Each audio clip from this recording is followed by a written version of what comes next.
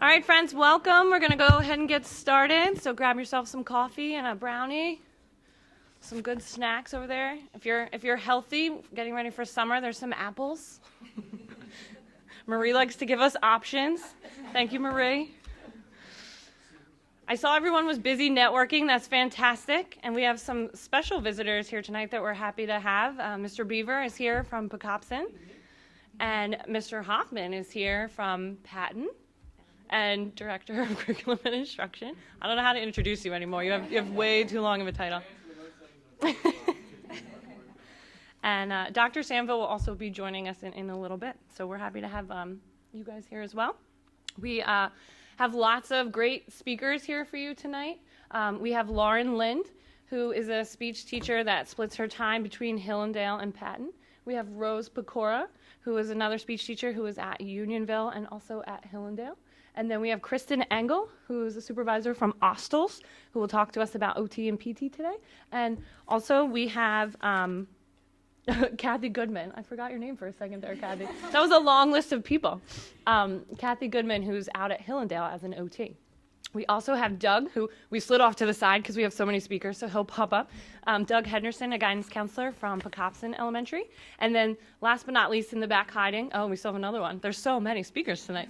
Carolyn Waller is here from Chester County Intermediate Unit, and she is a supervisor of sensory, I was saying hearing, vision, O&M, but sensory services.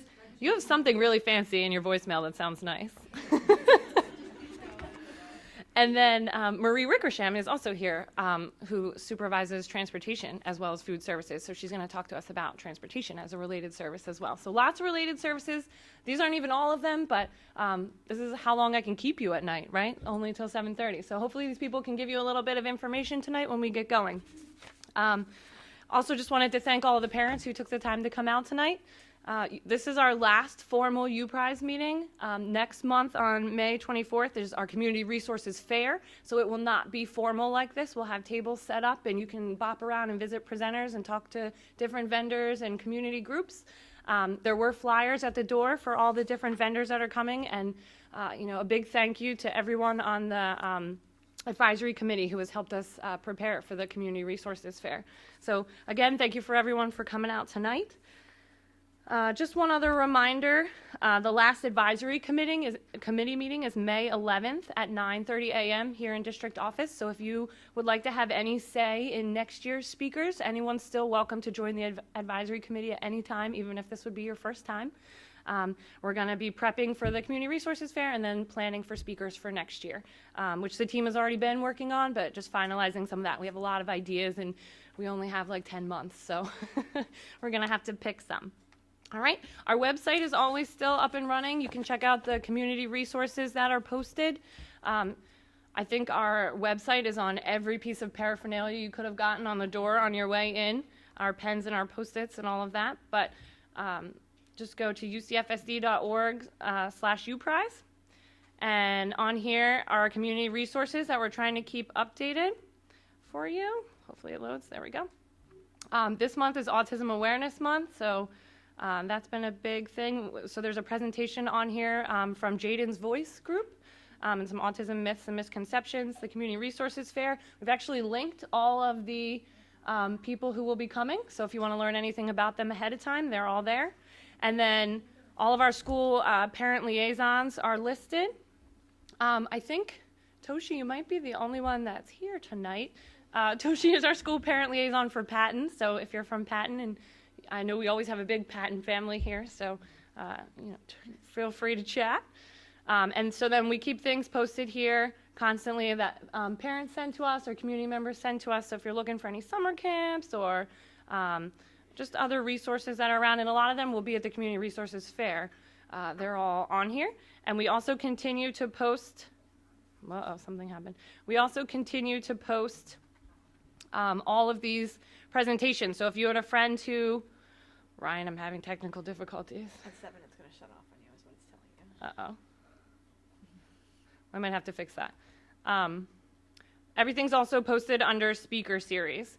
So if you wanted to go back and see any of the presentations, you can you can do that. They're all here for you. So if you had a friend who couldn't make it tonight, they can log in a week or so. Communications will have them up and posted, and any of the ones from earlier this year are still posted here for you to click on. All right, so I think it's time to get down to business, so I will try and pull up. Okay. I'll be discussing the types of speech and language needs. Next slide. This is really I know. Yeah, this is really it. And just to kind of go over different needs, they might be articulation, which is basically pronunciation and how speech sounds are made. Could be a child with some stuttering issues or disfluent speech, or it could be language, which language therapy encompasses a lot. It's understanding words and information and expressing yourself. So it's basically taking in the information, processing it up in the brain, where all the information gets stored, where to retrieve information, and then to speak and express it. Okay, so just a little bit more about articulation. As Rose said, articulation is how speech sounds are produced, and you use different articulators in your mouth. There's muscles and your teeth and your tongue and your lips all work together, and when you really stop and think about what your mouth is doing constantly to make the sounds that are needed to make words, it's pretty amazing that anyone actually learns to speak, but we do.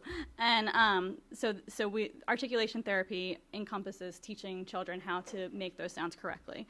And typical articulation acquisition follows a developmental timeline. So we have norms that tell us when a child would typically, you come on in, join us. When a child would typically develop a sound, and so we look at those developmental norms and decide if a child's articulation is delayed, if they're not making those sounds by the time that developmentally would be appropriate. There are a vast number of reasons that might happen. It could be genetic, it can be impacted by ear infections, it could be muscle control, low muscle control. But for whatever reason, some children just do not acquire the sounds at the appropriate time, and that's where we come in. And those children typically need a lot of practice and repetition to be able to change their brain pattern and be able to make those sounds correctly. And so, just as like a little aside, a lot of times you'll see a child working on a sound at a specific level. So we always go on a continuum starting at isolation, and then we work at the word level, and we wait until we get mastery at each one of those levels before we move on to more complicated things. After they make mastery of that sound at the word level, then we'll move up to sentences, and then maybe from sentences then reading, and then monitored conversation, and eventually we are hoping to see that generalize into all the natural environment wherever the child would be speaking. That's all based on a hierarchy, so Yes. It's just that developmental hierarchy that we keep moving. The next one discusses language needs, and we have receptive language, which is comprehension of what's being said to you. So it's taking in that information, and then what does the child do with it? Expressive language, again, is how you're putting sentences together. It can encompass grammar. It encompasses form, use, syntax. So expressive language has a lot of different aspects to it as well. And then there's pragmatic language, which is the use of language. Is it socially appropriate? Is a child responding appropriately to a question that may be asked? Is a child asking appropriate questions? Is it too personal? Is it too vague? So that's where our pragmatic language falls into. Yeah, this slide is about speaking rate, and this is kind of just good practice for both teachers and parents to think about. Research shows that an average adult speaks between 160 and 170 words per minute, and I am absolutely guilty of this, even though I'm a speech language pathologist. I speak way too fast. But research shows that typically developing children can process information at 120 words per minute. That does not even include children who have delayed speech. So, when you take that into account, It's a big difference. it's a big difference. And kids are missing a lot, and it's our fault. So just, just helpful tips for good practice, like I said, and it's something that we always have to constantly remind ourselves as well. But just slowing down that speech rate can really help a child so much. And I know that it can be hard because life is fast-paced. Family life is fast-paced. You have so much to cram in. We have a lot that we want to cram into these kids too, but by slowing down, you can really help your child a lot with their language development. And offering that processing time for a child as well. So it's not expecting an immediate answer. You really should give a child about 3 seconds to answer, which if you sit and count out 3 seconds, it really seems like a long time when you're waiting at that point. It can feel like a long It feels like a long time, although it sounds quick, but it does feel like a long time. These were just some more helpful strategies when giving directions. Emphasize keywords. So even if it's, where is the big ball? Emphasize that big. Just give it a little extra oomph on it. Chunk your directions into smaller parts, just in trying not to be too wordy, because sometimes we get into the floweryishness of our speech, and you're adding too many words to it. Just really keep it at a minimum, keep it at a short, direct instruction, and that's taken in the best way. Repeat your directions again using different words. Please put this ball behind that chair. Did you put it in back of the chair? Just using behind and in back. It gives the child some flexibility with words too, and it's used in a very good natural setting, which you want to try and make your language in as natural a setting as possible. Asking your child to repeat back directions is a great review for them. It tells you if they have heard it adequately and they have listened to the directions fully. And in our fast-paced lives, it's just something, give your child the opportunity to practice their oral language at home. Take that extra little bit of time, offer the extra processing time, explain things, describe, talk it out while you're doing something. If you're, making something, just discuss the directions. Let your child hear all that. Talk about the sequences of, what did we do first? Or what would be a good thing to do first? Asking your child his opinion on things. Do you think this will taste good? What do you think adding a lot of sugar will do to it? What if we add more flour? Just asking them for their opinions and whatnot. But it is just taking that time with your child and discussing events and what you've done. Some more good practices. We recommend teaching nursery rhymes to your young learner, and that doesn't necessarily mean, preschool age child. Some older children still don't have that rhyming ability, and so working on those things is very helpful. We recommend reading orally to your child every evening, even into middle school or beyond, even just reading as a family and having that language exposure it's a great opportunity to continue to provide your child with more vocabulary, that the modeling of correct syntax and things like that. Speak to your child. Of course, you speak to your children. We know that. But just as Rose was kind of saying, like taking that time to really have even a dedicated time at night, which is sharing time. Again, we know there's so much in every night, and there's activities and things like that. But just having some time that's downtime to review the day, to talk about what they liked about their day, asking them different questions besides just how was your day, because we all know, then we get the fine, good, So we do have some parent resources that we'll talk about later, but there's a resource on there about ways that you can elicit more detailed answers from your child when you're asking them about their day and things like that. So verbal behavior, we just wanted to touch on this because there are lengthy trainings that will explain this to you, and so I don't want to get into too much of it because it'll be like if you give a mouse a cookie, and there'll be a lot of different terms that we can go down. But I primarily work with the verbal behavior classrooms in the district. So one of the jobs that the speech language pathologists do is working with children who are learning more basic communication. And what we do in those classrooms is we utilize the VB map as both an assessment tool and a curriculum guide. The programming is based on ABA, which is Applied Behavior Analysis, which is research-based and very systematic in the way how we're looking at a child's behavior, the antecedent to the behavior, making sure that the behavior that we're looking at is measurable, and then the consequence of the behavior, and then manipulating those pieces to elicit more of the behavior that we're desiring, which in this case is verbal behavior. In these classrooms, I act as a consultant. I do provide speech therapy to the students, but we typically are working on similar or same goals, because we come up with those goals together. The autistic support teachers and myself work together very closely to come up with the goals, and so I provide them support. And we work on those same goals because these students typically need those goals to be targeted every single day. They really need that consistency.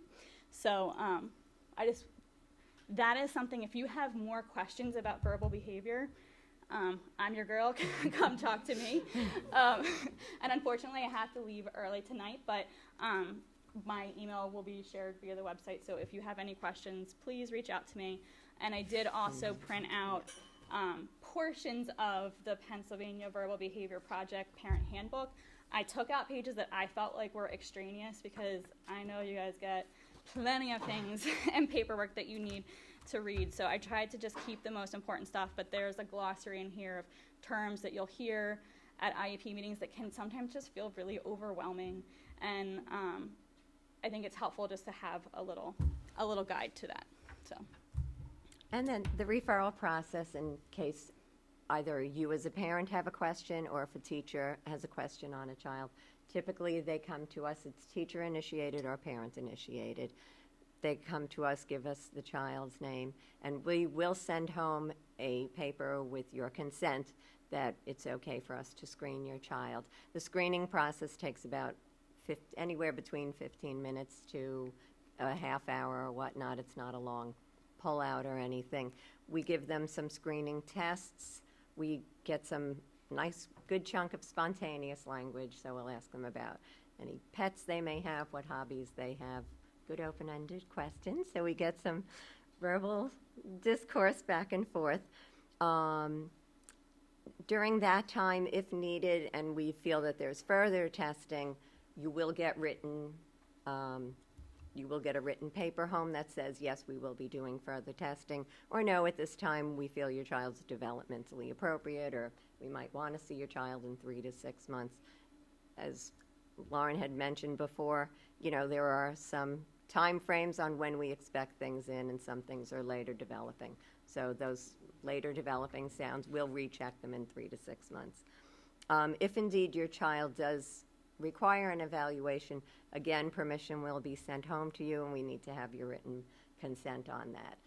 We do try to make everything as least restrictive as possible, so that's why we don't unnecessarily want to, pull a child out for an evaluation if we'd like to keep an eye on them for possibly another 3 to 6 months.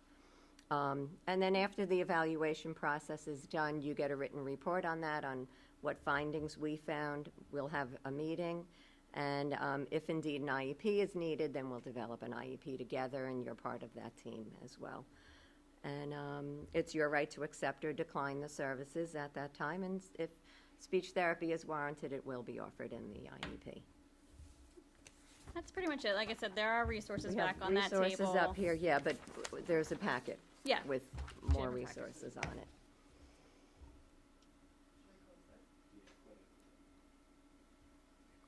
Do you want to swap out? And then he can come up, and then you can leave when you need I to. don't intentionally do that every minute. Isn't he cute, though? He is cute, though. Thanks, guys.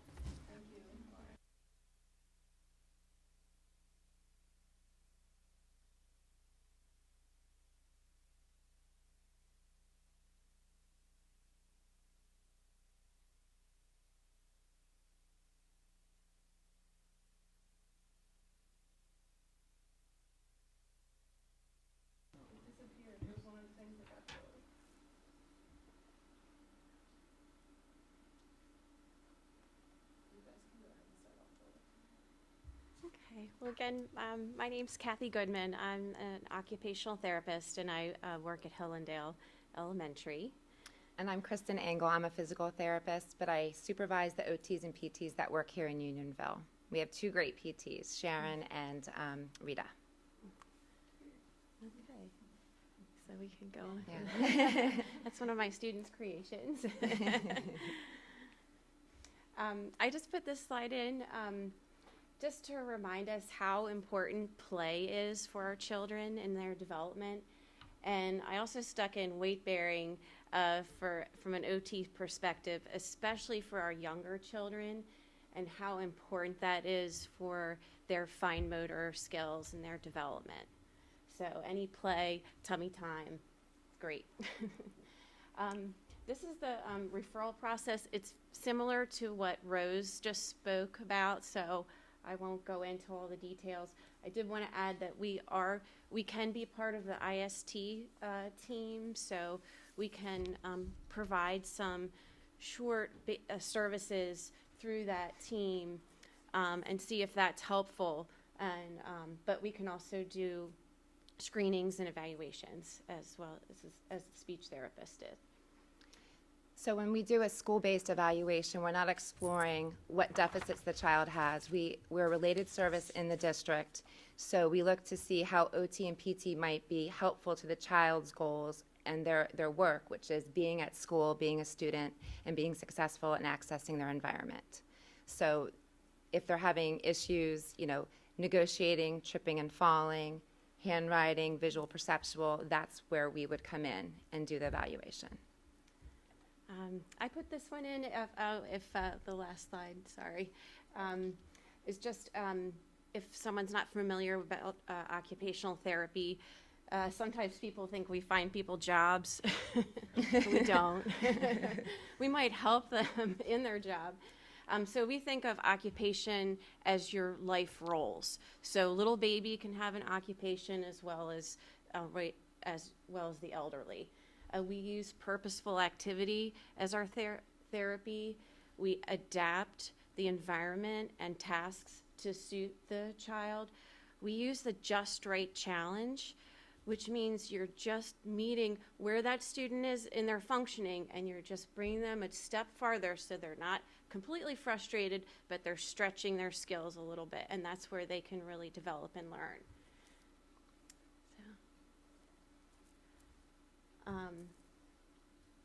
So for an OT referral, students may have issues with fine motor skills, visual motor skills, sensory modulation, or the access to the curriculum.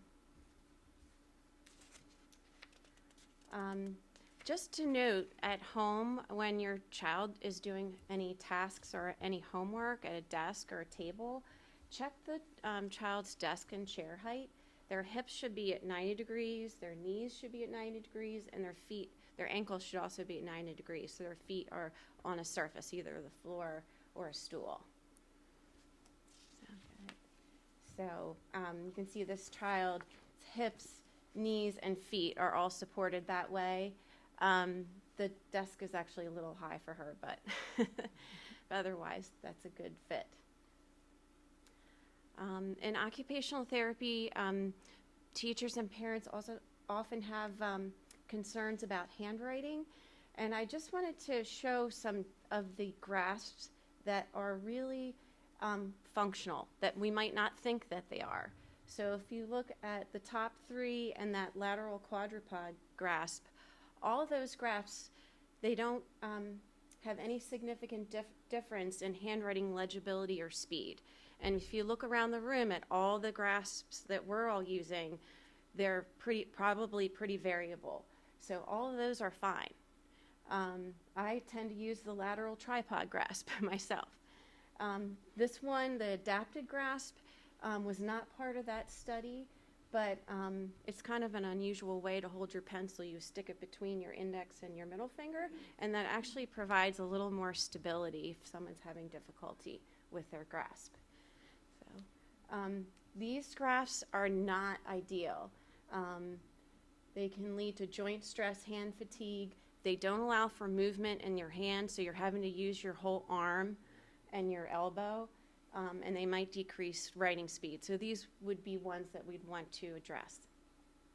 So if your child's having a problem with a grasp or they're having difficulty manipulating materials, then try a slant board when they're writing so that their surface is elevated. It could just be a notebook, like a big binder that you could put their paper on. When you extend your wrist backwards, your hand naturally curls into this position. When your wrist is bent, your fingers tend to go like this. So if you just try and keep your fingers relaxed and bend your wrist back, you'll find that they kind of curl. So, and they go into that natural grasp. So, so slant board is good. Using small pencils so they can't get their hand all around it and they can only really kind of pinch the pencil is another way to do it. And then just encouraging them to play with fine motor activities, Legos, beading, lacing, things like that. I just included this because sometimes people ask me about grips for pencils. I'm not a huge fan of grips, but this one people might not be familiar with. It's called the writing claw, and it does allow for a more natural grasp than some of the other grips do. Not all kids like the feeling of that on their fingers, so it may not work for everyone. But so another area that OT might be consulted is for visual motor skills, and this actually correlates more to handwriting legibility than pencil grasp. So go ahead. So if your child has difficulty forming letters, doesn't write in a designated space, or write slowly, then you can try reducing visual clutter by covering up the paper with just like a piece of construction paper. And you just cover up what they're not using, and so they can focus on the lines or the areas that they really need to write.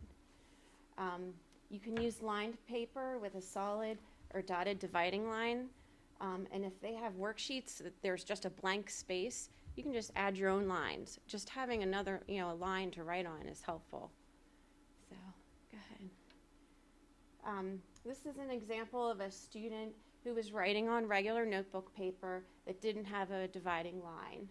And then the next slide, this is the same student just 3 days later writing on paper with a dividing line, the highlighting at the bottom, an extra space between the lines, and you can see that it made a big difference in the legibility of their writing.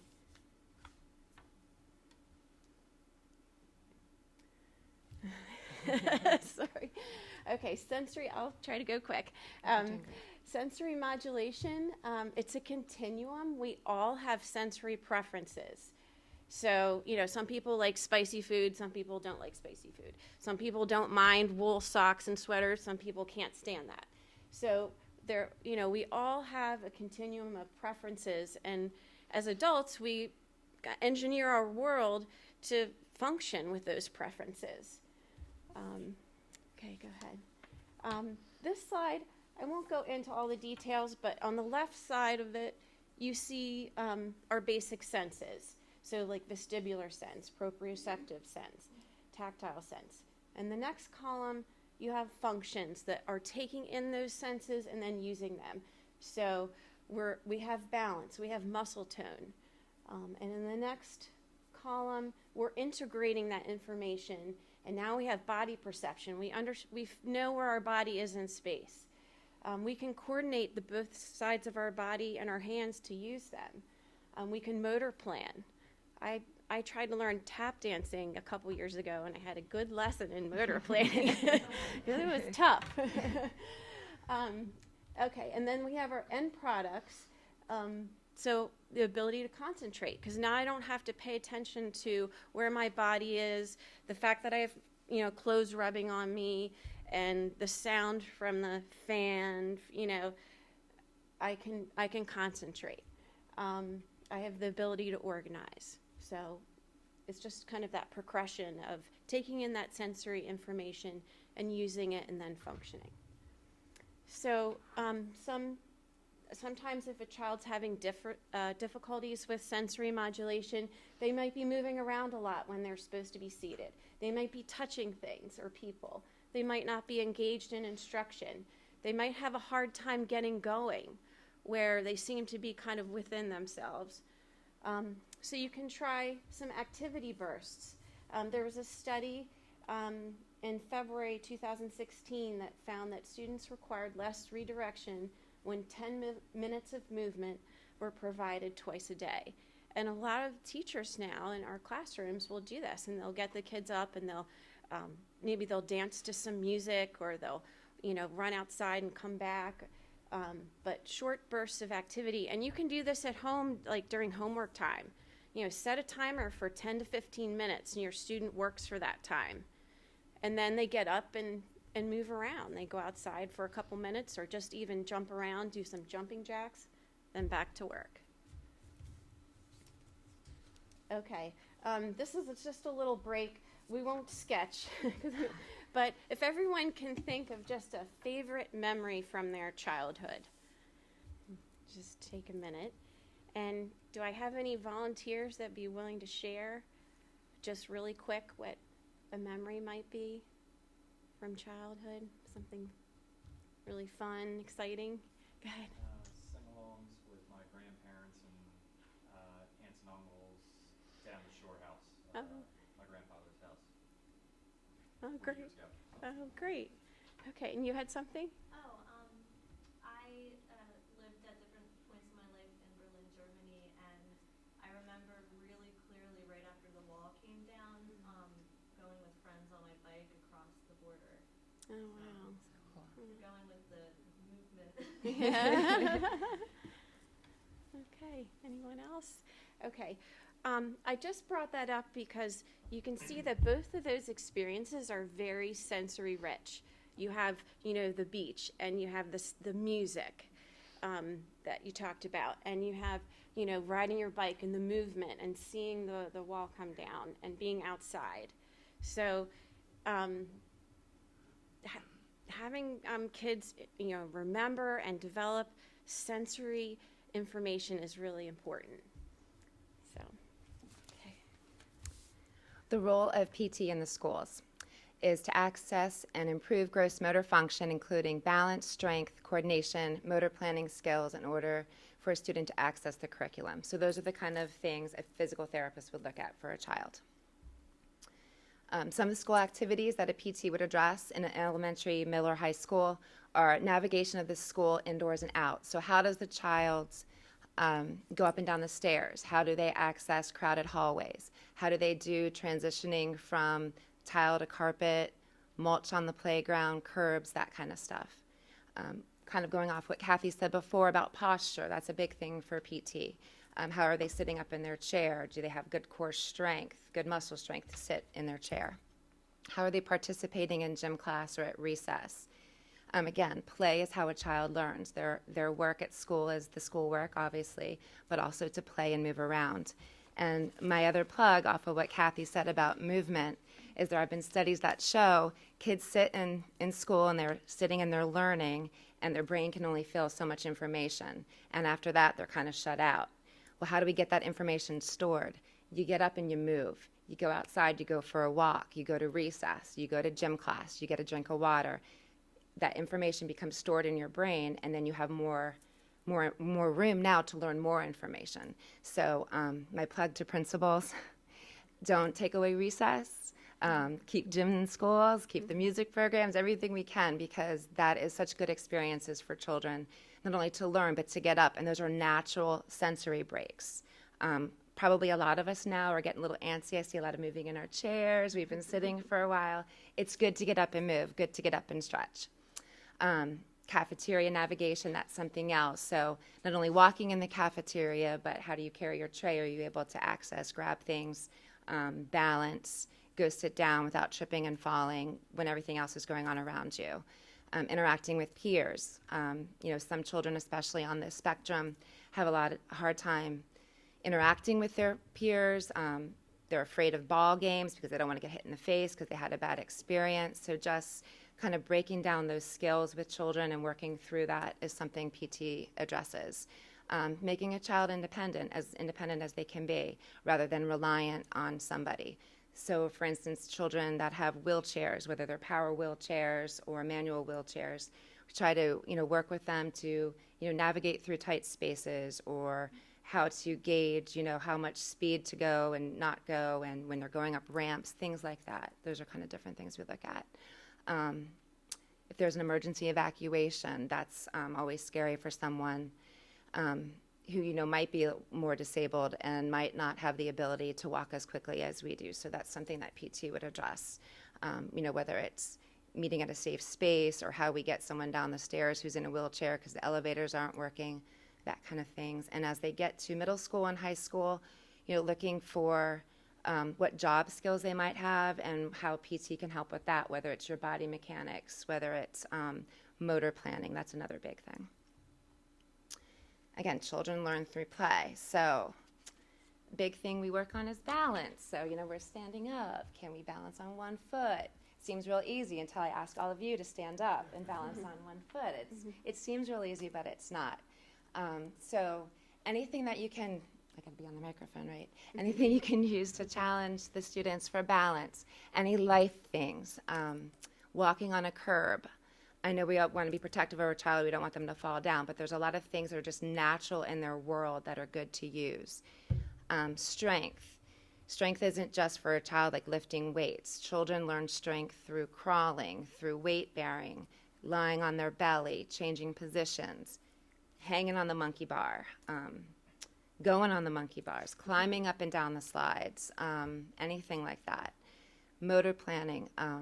Some children don't know how to, it's not natural for them to how to throw a ball, so we kind of break that down and work through that with them. Jumping jacks, jump rope, a lot of things that you would see kids doing on a playground. Some children who have difficulty with motor planning, who are not really tuned into their body where they are in space, aren't going to do those things as naturally as someone who has those abilities. And then coordination. A lot of our children, might trip and fall, and we need to work on the coordination and muscle strength to get them to not be doing that so much. So things for a home, things to think about, especially when they're little or even now, animal walks, the crab position when you're on all fours, walking like a bear. Anything that would get weight bearing to your joints is great. Taking your kids to a playground, even if you don't have one, going to a park and playing and just letting them explore. Doing things in reverse. Sometimes I get the hairy eyeballs from parents at this one, but going up the down slide. Let your child climb up the slide if appropriate. Let them lie on their belly on the swing. Some children like that and need that. Let them spin on the swing. Instead of always just climbing up things, climbing down. That's different muscle control. That's different motor planning. Walking backwards is a good one too. Anything you can do with a ball.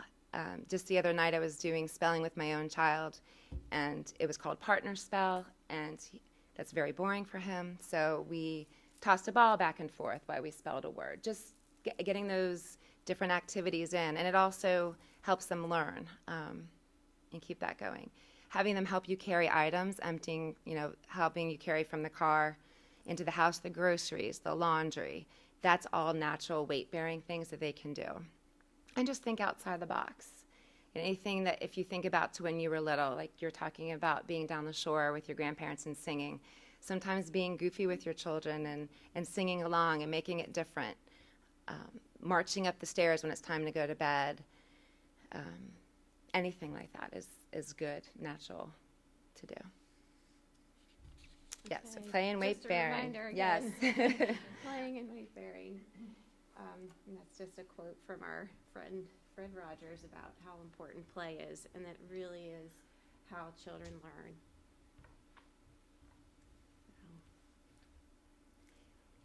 Okay, We brought some gadgets in the back. There's some fancy highlighters that are fun, and some handouts too. If you have any questions, we'll be here afterwards.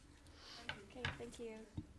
Let me turn this on. Thank you, Kathy and Kristen. In the spirit of that presentation, we're going to take a quick movement break while we switch laptops. And then Carolyn Moeller will be presenting to us on vision, hearing, and O&M. So just 1 second. All right, and we're going to go ahead and get started again. We hope you enjoyed your motor movement break.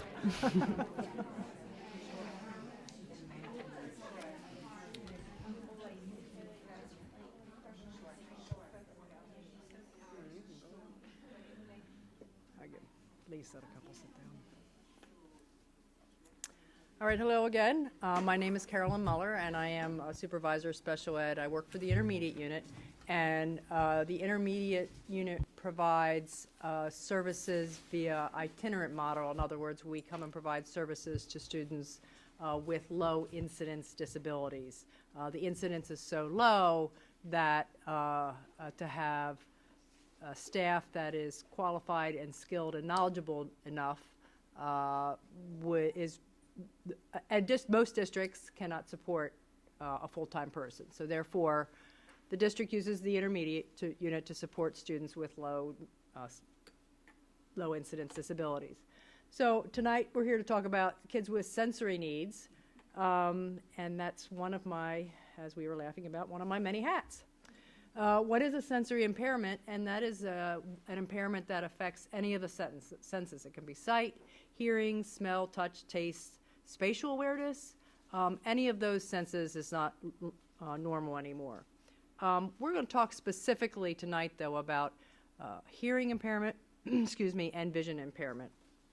So the first one I'd like to talk about is hearing impairment. I am a speech-language pathologist by trade, so it is the one that comes a little bit more naturally to me. Having had a lot of experience working with children with hearing loss. And I highlight the fact that we talked a moment ago about a low incidence disability and how often does it occur? 2 to 3 students out of every 1,000 children. So again, when I emphasize that there are not a lot of students with hearing impairment in the district or in the county, that emphasizes that. More than 90% of children with hearing loss are indeed born to hearing parents. So I do want to emphasize that it is not a disability that is exclusive to people who are already deaf or hearing impaired. Anybody can have a child that develops or has from birth a hearing impairment. There are many causes for them, and there are many levels of hearing loss. I just sort of emphasize that there are ranges from minimal loss to profound loss. And those levels of loss, the significance of that does affect the educational pattern. How does hearing affect education? It really does depend on multiple factors. And as I said, we have those whole range of levels of hearing loss, but it also depends on the types and configuration of that loss. We don't have time to go that in detail, but go back to your elementary school days when you all learned about the 3 parts of the ear, and each of those components of the ear system can impact your hearing, and as a result you would have a different type of hearing loss. The age of onset has tremendous difference. If the age of onset is at newborn before you've been exposed to language, that's completely different than a child who loses their hearing after they have developed full speech and language skills, whether that's at 3, 6, 10, or 20. The educational setting impacts the effect of that loss. If a setting is a large auditorium type environment, the impact is going to be very different than a one-on-one environment. And the impact of technology very much affects the child's success in the school. And how does it affect it? It affects their access to verbal instruction. I think that's the one that is most obvious to us. But it also affects a child's ability to obtain verbal instruction and impact from their peers, not only in a social sense, but also imagine the impact of hearing loss in a small group activity, where a student who has a hearing loss is trying to hear and obtain the information from their peer.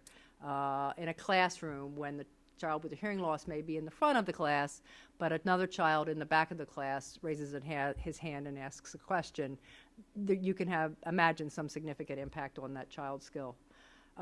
Hearing loss does clearly affect reading and literacy skills, clearly impacts speech and language delays. We certainly had some discussion about that earlier this evening. It's not unusual for children with hearing loss to also receive services from a speech and language pathologist.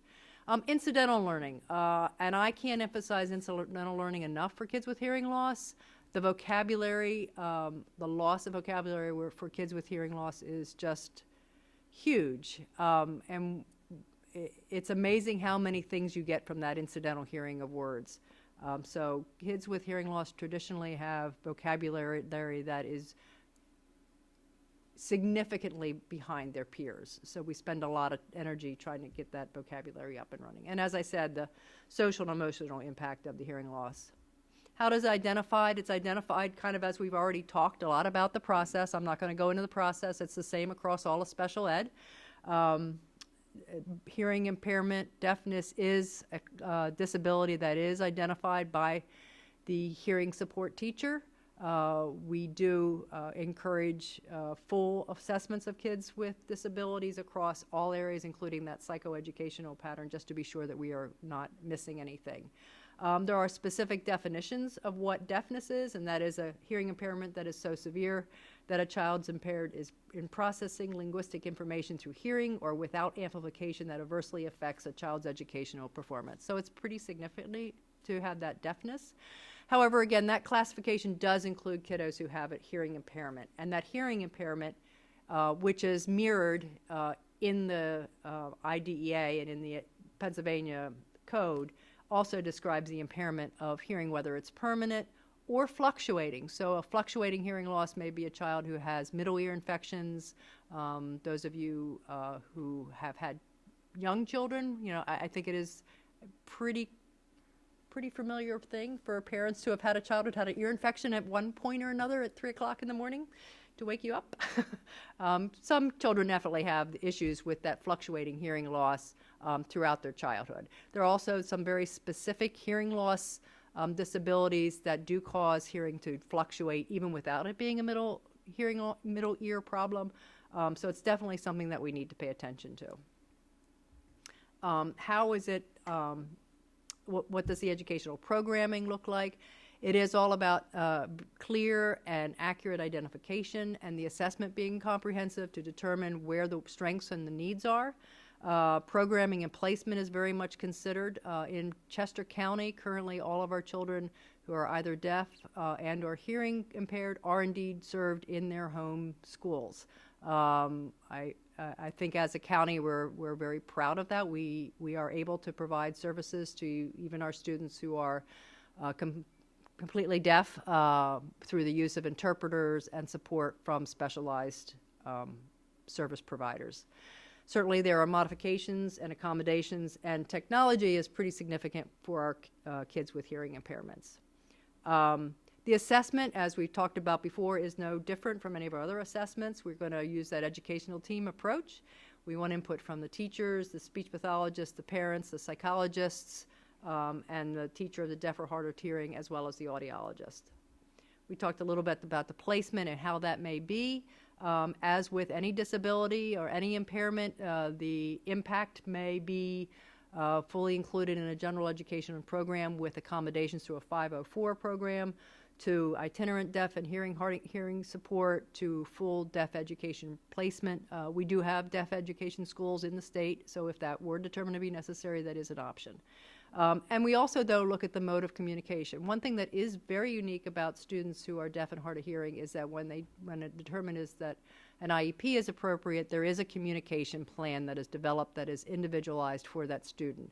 That is one thing that is very unique, I think, as far as the disabilities is concerned, is that level of specificity as to how that child understands language the best, expressive language the best, and what supports are needed for success. And that may be everything from using spoken language and some kind of accommodations to a child who needs full support with a American Sign Language interpreter accompanying them all day long. What do the modifications look like? It might be changing content and the performance expectations.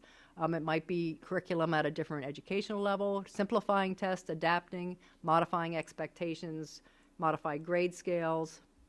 Accommodations are, again, as diverse as our kids. It's not unusual for us to suggest breaking down concepts into more manageable pieces. These are things that are familiar with other disabilities, but we find that with kids with hearing impairment, the types of things that we recommend, it has a different flavor because it is remembering that it isn't a memory issue, it's a just, can I hear it? Providing notes is often a frequent accommodation. Preferential seating, lighting. And lighting isn't one that's obvious, but if you have a student who is depending upon lip reading and the lighting is poor, you can imagine the effectiveness of the child's lip reading being negatively impacted. What's the technology? Technology, again, keeps growing and expanding, and I'm pretty much a technology nut, so I'm always excited to see what's happening with the technology for our kids. The hearing aids are the most obvious technology, and they just keep improving. I think every day the hearing aids improve in the quality, their size, and what they're able to support for kids. Cochlear implants have also changed dramatically over the last 20 years. You know, they've been in existence since the early 90s. And at that point, cochlear implants were typically only recommended for people with the most profound of hearing loss. Now we find that they actually, they're recommending them for children with moderate to severe losses. They're recommending them with people with unilateral losses. Kids that we never would have thought that they would recommend a cochlear implant. We are now getting cochlear implants, and it is changing these kids' lives. And the earlier the better, just like everything. This actually shows an audiogram. I won't get into it, but I do. If you want to, let me see if this will work. I'll actually send you that link, Leah, because it's actually very fascinating in that it really does demonstrate the impact of being 3 feet away and what a negative impact that has for the student, or when the person just turns around a little bit and that the student no longer can hear and what that does, and as well as just we think an FM system, for example, just makes it all like perfect. It does not make it perfect. It still has that modified, muffled sound. So even though you're like, well, this doesn't sound clear, well, that's kind of the point. It doesn't sound clear. And a cochlear implant, too, is similar in that we think, oh, you get a cochlear implant, everything's great. Kids who get cochlear implants, what they hear initially is they have to learn how to use that tool, just as though we learn any other tool. So that's part of what that whole big picture is. FM systems, that being said, are like Christmas to speech pathologists and hearing support teachers and audiologists. I know you have them in all of one of your schools, and I'm always thrilled when I see, oh, we don't have to worry, we're good. Even if it might be something we might sit on and question about, because there is such good data about the FMs for all kids, but particularly for kids with hearing loss. But the purpose of that is to overcome background noise. Background noise is kind of the negative thing for all people. Impact that distance from the teacher, deal with reverberation, and it's useful as I didn't move here. I'm sorry, I went to the next slide, but didn't do here. For a whole host of things, not only hearing loss, but also language delays, auditory processing, just general education thing. Like, as I said, you guys are very proactive in this district in regard to your use of accommodation. This is a whole list of accommodations. So like everything else, I'm not going to read them, but it's all about the individual ones, and there are a whole host of things we might do with a child with hearing loss, and the point being is to look at the individual needs and to tailor them, as opposed to using the laundry list. This is what this is. Really just seeing exactly what that student needs and tailoring it to the environment, the classroom, and the specific disability of the kiddo. As I said, there's lots of technology that we use: cochlear implants, hearing aids, FM use for daily classroom. Closed captioning is another one. We do have the availability to do note-taking, as well as speech-to-text, real live captioning for kiddos. So now I would like to sort of shift a little bit to the blind and visually impaired student, which, as I said, they're all sensory impairments. And you're going to see some consistencies here. How does it affect education? It is impacted by lots of factors: the level of the vision loss, the type of the vision loss, the configuration of the vision loss, the age of onset, educational setting, and technology. So there are the exact same parameters for this very different sensory impairment as we have for hearing loss. So take those same concepts and apply them to the next area of difficulty. Just as if a child who is becomes deaf before 3 has a completely different set of challenges than a child who becomes deaf after 6. A child who becomes visually impaired after they have had full vision for 1, 2, 3, 4, 5, 6, 10 years, 16 years is going to have a completely different path from the child who is blind from infancy. It affects education exactly the same way. It affects their access to the classroom. It affects their reading and literacy. We see speech and language delays with kids with visual impairments. It affects their incidental learning, and it has that same impact of social and emotional impact. What's the incidence again? Again, very, very low incidence at about 0.4% of the school-age population. That being said, 90% of the people with visual impairments do have some functional vision, so we do look for that to support them. We assess in exactly the same way, in that very team-oriented approach. We look to see how that impairment, is it exclusively a vision or a blind impairment, or is it impacting other areas of educational development? It is identified the exact same way. We look at the behaviors in the classroom as the same as we would with a hearing impaired student or or a kid with a speech and language impairment or a motor impairment. We look for slightly different. Are they rubbing their eyes? Are they squinting? Are they holding objects closely to them? And teachers are pretty astute to find those things and say we need them. We do a functional vision evaluation. We look at things like tracking, color discrimination, the ability to see fonts of different sizes, and what impact that makes, the child's ability to move about their environment. We're going to look at it from a slightly different perspective than the PT, who is looking about the physical ability to move around the environment. We're going to look at their ability to move based upon their ability to know what is happening in their environment and use compensatory strategies. General ed program is exactly the same. We can have kids with a visual impairment or blind who just has a 5.0 core to a full IEP. One thing that is a little different is for kids who are blind or visually impaired, there is a phenomena called an expanded core curriculum, and that looks at all the skills that would be life skills we might typically think of beyond things that we would see in the classroom. A really obvious, big example of that would be a student who is just blind needs to learn different techniques to pour his water into his cup. It's a different process, and it's a very specific thing we have to teach. So in general, they should learn the same information, just with different tools and supports. We provide different types of technology supports. We provide different types of materials, often enlarged, sometimes tactile materials, sometimes audio tapes. We change the environment as we would with a kid with other types of disability to assist him being able to obtain more information through sound than by sight. We use specialized equipment. We look at the classroom as well as the home. That is another phenomenon. It's a little bit different. We definitely do have options to connect with the community resources for home support. We use lots of technology to modify computer screens for enlargement, to scan materials, to be able to caption again as well. There may be a guide dog involved. So it really is that whole range of disabilities. And the screen kind of like highlights, and these are all like, you can still read it, but you can see that the impact of either a hearing impairment or a visual impairment that's how it would sort of impair out there. And with that, I think the summary is that sensory impacts learning. Thank you. Thank you. Thank you.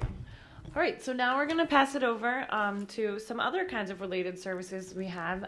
Marie is going to talk about transportation and what that looks like potentially in an IEP and related services, what sorts of things can be offered. And Doug is also going to talk about guidance supports and types of things that can be offered as a related service through those. So you guys just have to turn on your mics. Yeah. Okay, so I think my mic is on. My name is Marie Wickersham. I'm the supervisor of transportation. I actually am a food service director as well, but this evening I'm here to talk about transportation. Doug and I do not have bells and whistles, so we're going to do a song and dance routine for you. Are we ready? 1, 2, 3. Okay, forget it. No, so. Shannon, you can put your kid back up. All right. Okay.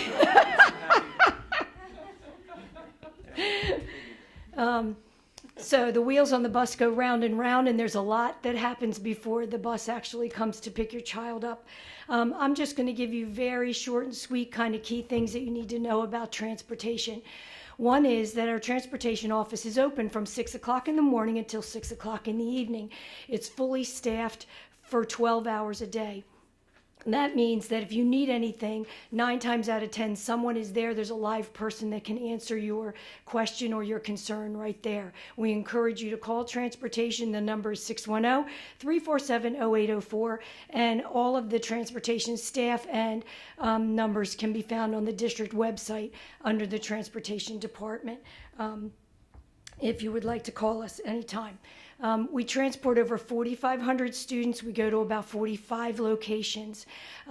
That means that we have a lot of balls in the air juggling all the time. So the faster you can get information to us and the most accurate you can provide that information for us, that's the best way that we can provide the best transportation for your student. If you have a need, we work through our special ed team. We have Shannon and Leah, we commonly refer to each other as BFFs because we are constantly on the phone talking about students and trying to make your child's ride the appropriate and safest ride that it can be. So we do the best that we can. We communicate all the time, day in and day out. We do take our direction from them. So if you call transportation and have not called special ed before, we will ask you to contact one of those ladies so that they can either implement your request in a 504 or an IEP, or maybe it doesn't need that, but we work closely with them so that we are doing the appropriate accommodation. The other lots of things that we are asked about we call them safety devices, or ways that we transport your child safely to school. So your child can either come to school in a van or they can come in a bus. We don't use any private vehicles to transport kids back and forth to school. In those vans or buses, in order to provide a safe ride, there may be a car seat, there may be a booster seat. We may put a seat belt in there. They may have a safety harness. They may have a star seat. There are a variety of things that we can implement which complement what everyone else has talked about today in order for your child to get back and forth to school safely. So depending on what their need is, that's how we determine how we transport your child.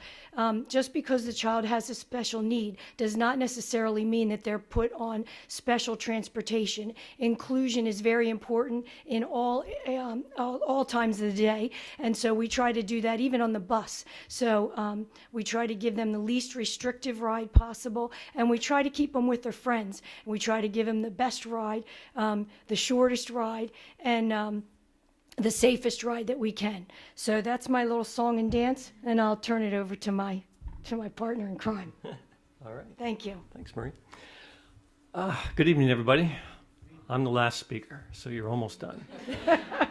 I was thinking as I drove over here tonight, I'm celebrating my 33rd year as a counselor, and you know, it's amazing where the time has gone, but I think at this point I'm officially recognized as a expert in 4th grade girl drama. So maybe a PhD someday, I don't know, or at least write a book that we can laugh about, but I know a lot of you can relate to that. So that's one of the things that an elementary school counselor does. It's the best job in the world, actually, being an elementary school counselor. And I think my colleagues would agree with me on that. We're a little different. Yeah. We're a little different in the sense that most of the related services you heard from, really just deal with kids with IEPs, whereas we deal with everybody. We're the counselor for the building. So Mrs. Lewick, who is my partner in crime at Pocopson, she and I basically have a caseload of 640 kids. So it's pretty awesome. There's never a dull moment, and no 2 days are the same, and we like it that way. But obviously there are times that we do a lot with special education. We're in a lot of IEP meetings. I've seen some of you in those meetings. but we do some other things too. The fact that we see everybody, we do guidance lessons. So every year we do lessons in every grade and every classroom. And some of the things that we touch on are friendship, problem solving, bullying, conflict resolution, cultural diversity, cooperation, communication, career awareness, just to name a few. So that's kind of a little overview of what we do when we see everybody. And we also see kids individually. We see them in small groups. We see them at lunchtime. We see them on the playground. We see them at lunch. And again, it's nice to have that flexibility to do all that. But there are times, when there is a need for us to be involved with a child with an IEP. And as I said, we're typically in the IEP meeting, so we're usually, very much a part of that team. But we kind of come into play when there are things regarding social interaction. Most of our interaction with kids is going to be around social things, coping skills, adjustment issues.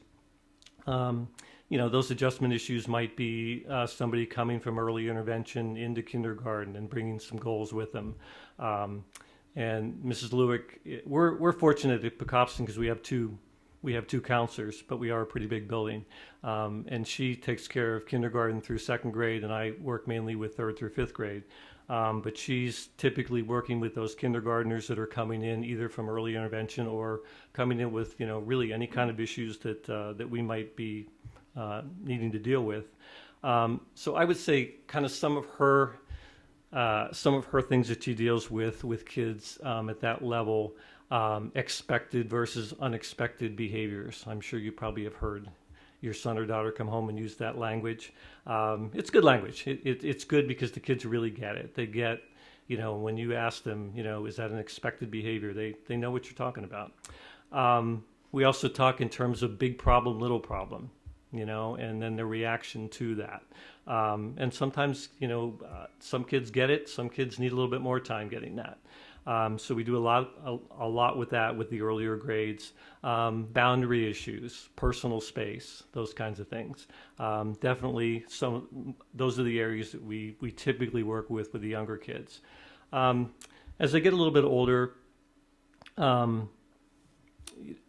like in my level, a lot of times I'm dealing with things like perspective taking, compromising, because really in the classrooms now, when they get into third and fourth grade, they're doing a lot of group work, science, they're having partners, and it might be the first time where they realize that their idea might not be the best idea, or even if it is, somebody else might talk louder and have another idea, and the rest of the group might vote with that.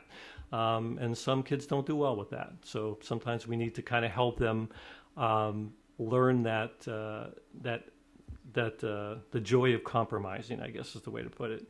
And they get there. It takes a while, but they will get there. We typically do a lot of observation. So when we're working with kids, we're doing some direct instruction in these kinds of areas. And then we're spending a lot of time in the lunchroom and a lot of times at recess, checking to see, are they generalizing these skills that we're teaching? So it's really kind of along the same lines of what learning support teachers are doing. But we're kind of doing it more in the behavioral end of things. We also have some help. We have an elementary school social worker who also gets involved, and she does a lot with social skills as well. Another really common thing that we're dealing with, I would say really amped up in about the last 5 years, is anxiety. So there's where we really need to do a lot of coping. For whatever reason, again, third and fourth grade, a lot of separation anxiety creep up. Just kind of come out of nowhere, and so we do spend some time helping kids with coping strategies. I have a couple girls that show up every morning like clockwork, and I have a note there, a note paper, and they write a note, and they say what they're worried about today, and it's the same thing they were worried about yesterday and the day before and last week and last month and the first day of school, and they put it in the worry box that I have there, and they go about their business. And one writes on there every day, and I need to talk to you about it. And I can tell you I never talk to her about it. because once she puts it in the worry box, she's good for the day. She's good. So, but yeah, anxiety is definitely it's a big piece of what we're working with today, and I'm glad we get a chance to help kids through that. Let's see. What else do we have? So, as I said earlier, we sometimes when we have kids coming in through early intervention, they bring some goals and things with them. But we also sometimes have kids that just transfer in from other districts. An example of that, I had a new student that came in this year from a neighboring district, and written into the IEP was 4 hours of counseling services per semester.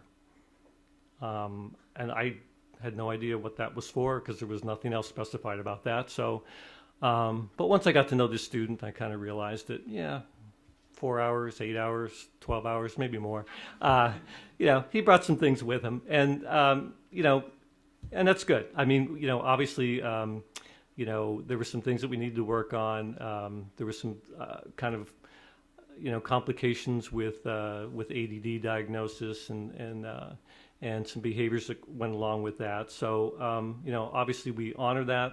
I work with him, but he's done really, really well. And like any other good IEP, as all of you know, we like when we can actually start to decrease the services and start to take some things out. So I'm happy to report that he doesn't need 4 hours this semester, at least so far. So we're definitely making some progress there.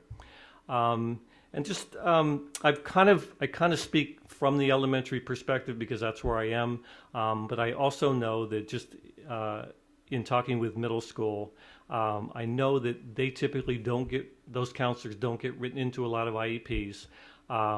They have a social worker there that I know does some direct service with kids, with counseling service and social skills and things there. But the counselors at the middle school, basically what they do a lot is they'll write into the specially designed instruction things like open paths to guidance. So, in that respect, the kids have an access to the counselors, and that's kind of the way they handle it there. And that, in a nutshell, is what counseling services are all about. That and a ton of other things that you probably know. So, Great. Thank you. Thank you, Doug. Thank you, Marie. That wraps up our speakers for this evening. I don't have anyone else hidden coming out. Unless Cliff or Tim, you want to come up and talk about something having to do with related services? No. So thank you to Lauren and Rose and Kristen and Kathy and Carolyn and Marie and Doug. Just real quick, obviously I put up our little flyer again for the Community Resources Fair is May 24th. All of our guest speakers will stay here tonight for a little bit. It's obviously already 7:30 because we had a jam-packed meeting, but if you had a specific individual question that you wanted to ask, we thank all of you for coming out. I do want to say, since this is our last meeting, I actually wrote this down because I really wanted to say this. This was our first year of U-PRISE, and it was awesome. We have greatly enjoyed connecting with all of you families and the community to enhance our partnerships and to serve as a voice for students with disabilities and their families. We hope the ideas, information, and resources that we've shared and the networking that you've had the opportunity to participate in has been a valuable experience for you. I can speak on behalf of district administration. It has been an amazing experience for us getting to know you and getting to know our community resources even better. So we're really looking forward to continuing this next year. I'm holding U-PRISE near and dear to my heart, and I really have enjoyed getting to know all of you, and I know Leah has as well. So again, if you want to be a part of the advisory committee, we're meeting May 11th, and it's up on the website, and everything will be posted. So thanks so much, and have a great night, everyone.